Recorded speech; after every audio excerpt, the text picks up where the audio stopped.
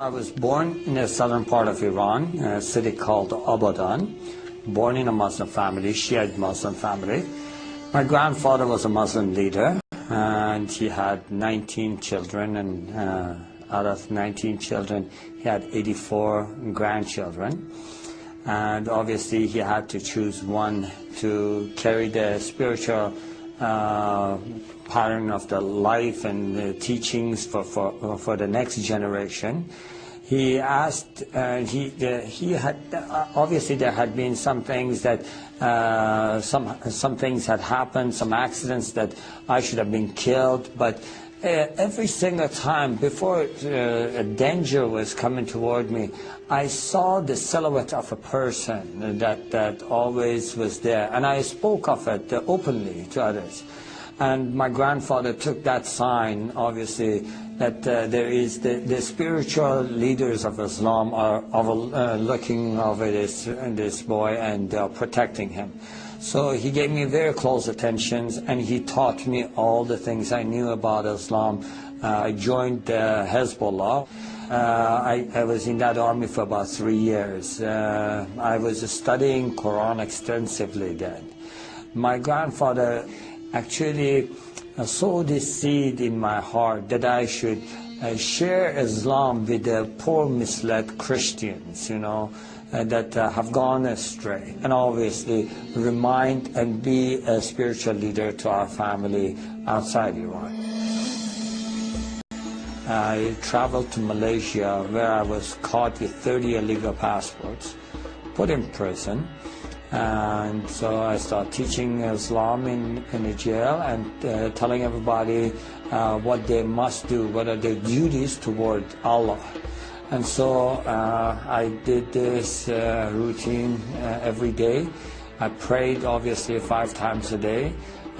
Shiites do pray 3 times, and they include the 17 rak'ah in the 3 times. But what I did, because I wanted to spend more time with God, I did it at 5 separate times.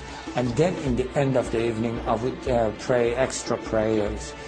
I would have the habit of reading through the Quran cover to cover once every 10 days. And I had gained the spiritual powers out of Islam. In Quran, they have the Jannah and the spiritual beings. And so speaking to them is not forbidden. In fact, there are stories of talking to them that Prophet Muhammad did. So I had been able to connect to that spiritual realm and been able to acquire powers out of that. And so I was able to pray for people, especially when people, someone hurt them or someone did something to them. They would come to me and they would ask me to say a prayer, and immediately that person would get sick, have an accident, this kind of things, you know. I was able to close my eyes, tell you what a person is doing in another room. And so this had made me more power hungry, and I wanted to gain more power. So I would spend and meditate more in the Quran. And so as I was doing that one night, I just was meditating in the verses, and there are words in the Quran that are repeated continually, repeatedly, but they have no meanings. They are the secrets of Quran. And so when I was meditating on this, a spirit entered the room, and it was much more powerful than I could handle, or I could overcome. And so I was filled with fear. And so I tried using all the tools Islam had given me. In the name of Allah, I command you to leave, you know. Satan, I rebuke you, kind of things. And I used all those, and nothing was helping. At that moment, I was totally desperate, and I felt like it is choking me, choking the life out of me, and I felt like I'm dying in that cell. And I just cried out to the heavens, and I said, God, in Farsi, Khuda, help me. And immediately I heard a voice, just as clear as you hear my voice today, saying, bring the name of Jesus. And at that moment, I really seriously did not give it 1 second of thought. I feel like going back, I was drowning. A man that is drowning, you throw a rope, they would never question you about the color of the rope. You just grab on. And so I did. I said, Jesus, if you are truth, show me yourself. And to this day, I have no idea. Obviously, going back, I'm thinking, why did you word it that way? Why didn't you just say, Jesus, help me? I don't know why, but that's the way it came out. And before I was finished with the sentence, everything was back to normal. Now, that was not my conversion. That was the beginning of my confusion. Why would Jesus help a Muslim?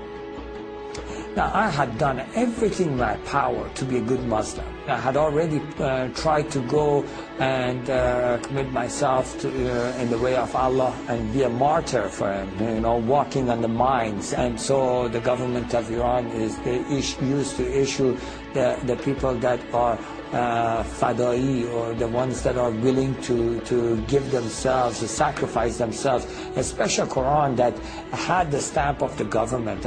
I had participated in the executions by hanging. I had done everything that I thought I must do against the infidels, and anything and everything I must do to share Allah with others. So I knew that something is wrong, and that was not because I doubted Allah or doubted Islam or anything. I fully believed, and I didn't know what that is, and it just confused me. And so I tried to just forget about it, But that question, why would Jesus help a Muslim? Why would Jesus help a Muslim? That would just keep coming at me. I believe in Muhammad, the last prophet, I would think, in the perfect religion. Why would Jesus come to help me? And so that 2 weeks period, I just got really confused, and I said, okay, I'm going to pray and fast and ask God Himself to show me the path. Obviously, I thought at that moment, and there are verses and things taught in the Quran that says the ways of Allah are many, and no matter what part of the mountain you climb, you always come to the same mountain top. And I thought, maybe that is what God is, and then, no, maybe it is different for God. Maybe God has a specific way for me, and He wants me to follow that specific way. So I thought, I will never find out unless I ask this question.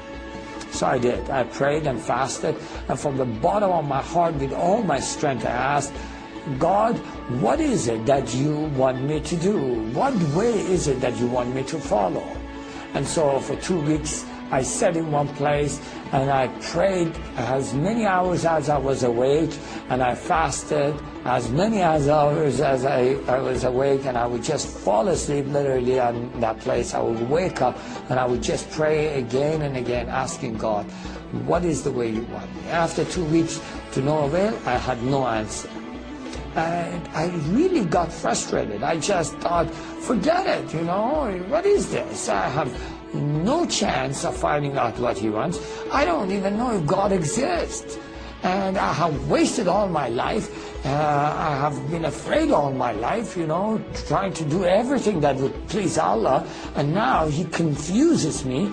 If Allah is all great and He sees the heart, He knew in my heart I love Him. And what matters if I call Him whatever name I call Him? He knows in my heart I love Him.